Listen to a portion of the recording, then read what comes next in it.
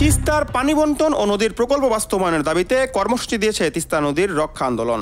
আগামী 17-18 ফেব্রুয়ারি তিস্তা পরবর্তী অঞ্চলে অবস্থান কর্মসূচি পালন করা হবে।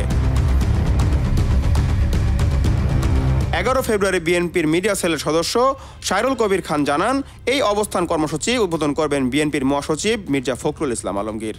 সমাপনী অনুষ্ঠানে যোগ দেবেন বিএনপির ভারপ্রাপ্ত চেয়ারম্যান তারেক রহমান। তিস্তার পরবর্তী এলাকার বাসিন্দারা বরাবরই অভিযোগ করছে, নদীটি অন্তত 115 কিলোমিটার এলাকা প্রায় কোথাও পানি নেই।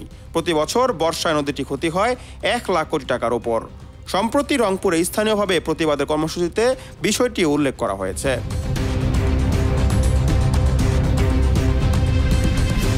দলীয় সূত্র জানায়, রংপুর বিভাগ বিএনপির সাংগঠনিক সম্পাদক আসাদুল হাবিব দুলুর নেতৃত্বে কর্মসূচি বাস্তবায়নে সামগ্রিক কার্যক্রম এগিয়ে চলছে। তিস্তা পরবর্তী মানুষকে কর্মসূচিকে সম্পৃক্ত করতে দলীয়ভাবে বলা হয়েছে।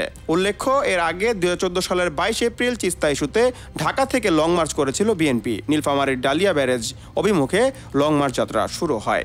ডালিয়ার তিস্তা ব্যারেজের কাছে সমাবেশের মধ্য দিয়ে 2 দিনের কর্মসূচি শেষ হয়েছিল তখন।